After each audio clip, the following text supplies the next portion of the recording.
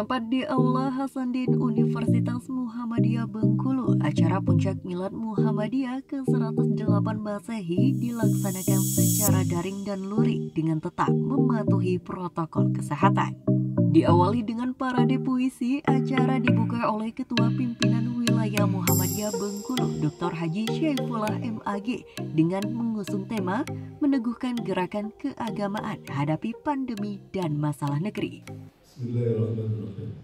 Assalamualaikum warahmatullahi wabarakatuh. Alhamdulillahirabbil alamin. Rabbis samawati wal ardi ya dzal jalali wal ikram. Asyhadu an la ilaha illallah wa asyhadu anna Muhammadan abduhu wa rasuluh. Allahumma shalli ala Muhammad wa ala ali Muhammad kama shallaita ala Ibrahim wa ala ali Ibrahim. Wa barik ala Muhammad wa ala ali Muhammad kama barakta ala Ibrahim wa ala ali Ibrahim innaka Hamidum Majid. Dalam pidato iftitahnya, beliau kembali menyampaikan pesan Ketua Umum Pimpinan Pusat Muhammadiyah, jaga jati diri Muhammadiyah sebagai gerakan Islam berkemajuan dengan jalan dakwah dan tajdid. Apa yang menjadi pesan Ketua Umum Pimpinan Pusat pada saat milad tanggal 18 November kemarin? Jaga jati diri Muhammadiyah sebagai gerakan Islam berkemajuan dengan jalan dakwah dan tajdid. Bapak Ibu sekalian,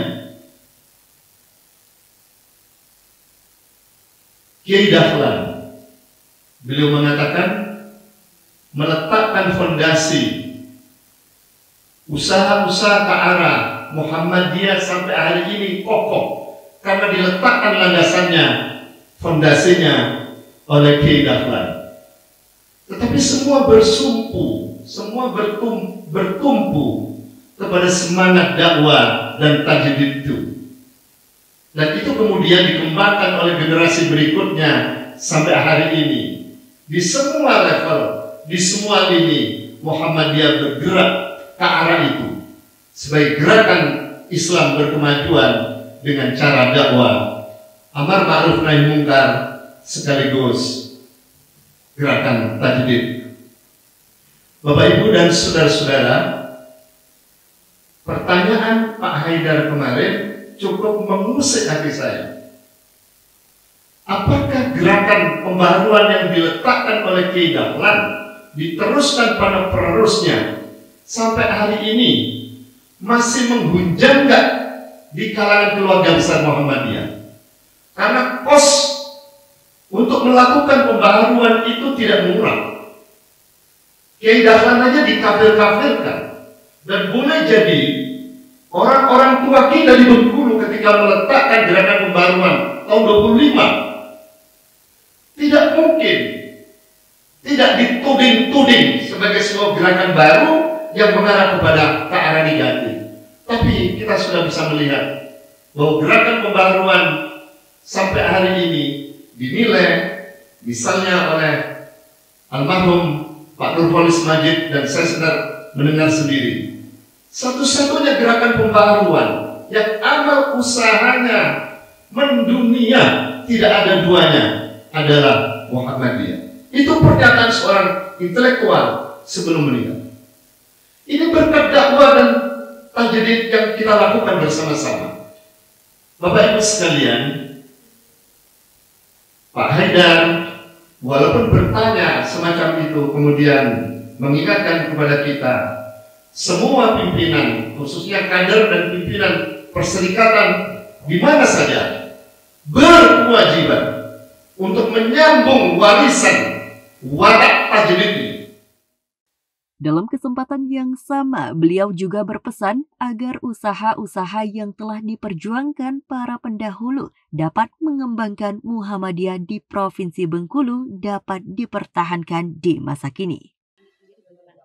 Muhammadiyah ini sudah memasuki abad kedua, 8 tahun setelah abad pertama. Tentu Muhammadiyah ingin abadi. Untuk bisa ke sana, maka pidato saya tadi, jaga, rawat, kembangkan jati diri Muhammadiyah. Kalau jati diri ini tidak diperkokoh, malah hilang, tentu Muhammadiyah ke depan tidak punya harapan. Nah, supaya punya harapan, jati diri Muhammadiyah sebagai gerakan Islam yang wasatiyah, tapi yang berkemajuan. Jalan lurus, jalan tengah, tapi juga berkemajuan. Yang kedua, tidak cukup berhenti di situ. Harus didakwahkan amar ma'ruf nahi munkar. Tapi tidak cukup di situ. Harus dilakukan revolusi. Maksud saya renovasi. Harus dilakukan pembaharuan terus-menerus. 3 aspek itu harus hadir dalam tubuh, dalam jiwa setiap warga simpatisan pemimpin Muhammadiyah. Dan ini harus terus-menerus dikembangkan. Puncak Milad Muhammadiyah ke-108 di Bengkulu ini juga dihadiri oleh pimpinan Pusat Muhammadiyah Dr. Anwar Abbas MMMAG. Dalam tausiahnya, beliau menyampaikan bahwa dalam menghadapi pandemi ini kita harus melakukan 2 pendekatan, yaitu pendekatan keimanan dan ilmu secara bersamaan. Assalamualaikum warahmatullahi wabarakatuh. Alhamdulilladzi nasta'inu wa nastaghfiruh. Wa na'udzu billahi min syururi anfusina wa min sayyiati a'malina. May yahdihillahu fala mudhillalah wa may yudhlilhu fala hadiyalah. Saya menyampaikan ucapan selamat milad Muhammadiyah yang ke-108. Ya.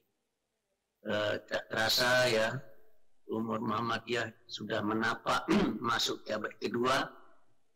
Nah, dulu waktu Pak Din Samsudin menyatakan ya abad kedua ini harus kita buat berbeda dengan abad pertama, gitu kan. Muhammadiyah itulah gerakan Islam yang pertama. Gitu.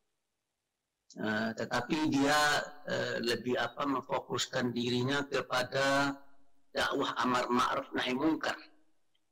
Jadi bagaimana caranya supaya Muhammadiyah sebagai gerakan Islam bisa melakukan dakwah amar ma'ruf nahi munkar. Itu mungkin barangkali sebabnya Tuhan di dalam firman-Nya menyatakan yarfa'illahu alladziina amanu minkum walladziina utul ilma darajat. Saya, kata Tuhan, akan mengangkat derajat orang yang beriman dan berilmu itu beberapa derajat lebih tinggi dari yang lainnya. Dalam bahasa yang lain adalah saya akan membuat orang yang beriman dan berilmu itu akan senang dan akan tenang serta akan bahagia hidupnya, gitu. Oleh karena itu kalau ada katanya ilmu tapi isinya adalah bukan kebenaran, itu bukan ilmu, begitu. Oleh karena itu dalam menghadapi pandemi ini menurut saya ya ada 2 pendekatan yang harus kita pergunakan. Yang pertama adalah pendekatan keimanan, yang kedua adalah pendekatan ilmu. Menurut saya jangan hanya satu saja, jangan hanya dengan iman saja, dan juga jangan dengan ilmu saja. So kata Tuhan, ya saya baru akan angkat kalian beberapa derajat lebih tinggi kalau pakai iman dan pakai ilmu, begitu. Tetapi saya lihat banyak juga saudara kita yang beragama Islam ya hanya melakukan pendekatan keimanan saja, dan atau hanya melakukan pendekatan keilmuan saja, gitu kan. Rangkaian acara Puncak Milad Muhammadiyah ke-108 tersebut juga menampilkan parade puisi serta penghargaan-penghargaan kepada sejumlah tokoh dan penulis buku Muhammadiyah di Provinsi Bengkulu. Ya, baiklah Pak, di sini kita mau wawancara sedikit mengenai isi dari buku yang telah Bapak tulis sendiri. Itu kalau dengan judul bukunya itu Anak Gembala ya Pak. Nah, dengan Anak Gembala. Jadi dari buku Anak Gembala ini sendiri, kalau boleh tahu apa sih Pak yang diangkat dari cerita Anak Gembala ini sendiri? Iya, Anak Gembala ini memang dari awalnya ini kan prosesi kehidupan anak yatim piatu yang ingin bersekolah dengan peninggalan orang tuanya yang sekiranya sangat cukup untuk sampai sekolah taman walimin. Namun beliau karena sangat menghormati orang yang telah memeliharanya sehingga tidak bisa terlaksana. Nah, untuk bisa mendapatkan pendidikan sebagaimana yang beliau harapkan, beliau sanggup berjalan selama 18 hari dari Bengkulu sampai ke Padang, ke daerah gurunya. Nah, spirit yang ditangkap di sini adalah berkaitan dengan semangat untuk melanjutkan pendidikan bagi siapapun dimanapun tanpa terhambat oleh kesulitan hidupnya. Dan ini yang ingin dibagikan oleh anak gembala, semangat untuk memperjuangkan pendidikan, dan kemudian anak gembala ini dalam usia dewasanya sehingga tua itu berkecimpung di Muhammadiyah, dan beliau melalui buku ini anak gembala ingin membagikan kepada siapapun tentang semangat untuk memperjuangkan Muhammadiyah. Muhammadiyah sangat besar jasanya bagi Bengkulu dan Indonesia. Dan Bengkulu pun sangat besar jasanya dalam sejarah bagi Indonesia. Oleh sebab itu, dua hal ini ingin diangkat oleh anak gembala. Mudah-mudahan ke depan dakwah Islam semakin berjaya di Indonesia. Ya, betul sekali. Berarti dengan buku ini menceritakan kita harus terus semangat ya Pak. Betul. Terkhususnya untuk generasi milenial pada hari ini dan semua kalangan ya Pak.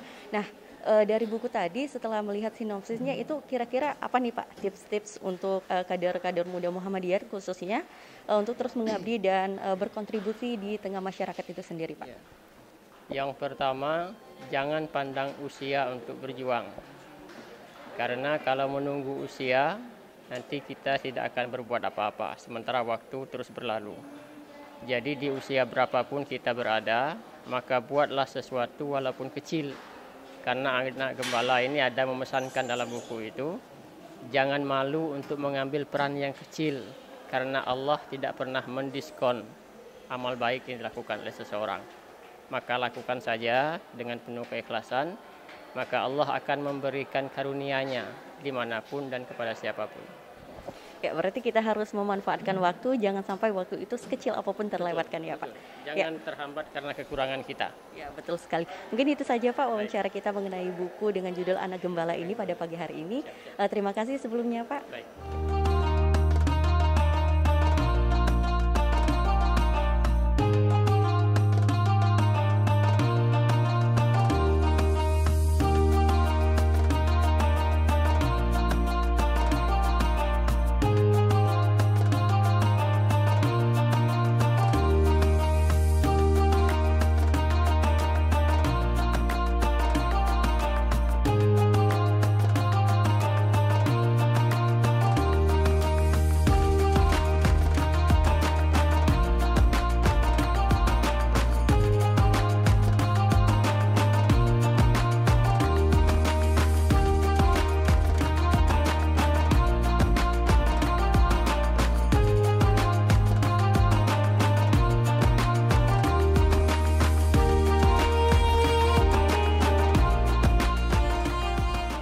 Dari Kota Bengkulu, Tim Liputan melaporkan.